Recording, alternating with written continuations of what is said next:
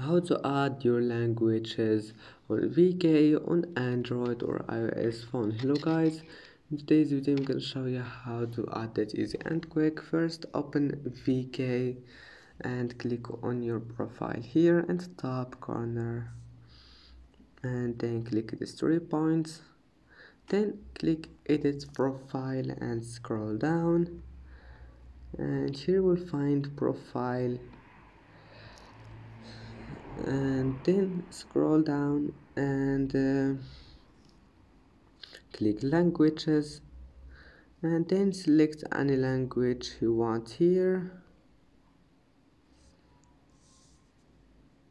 And that's it for today's video. If you like this video, please don't forget to like and don't forget to subscribe, and thank you for watching this video until the end, and see you in the next video.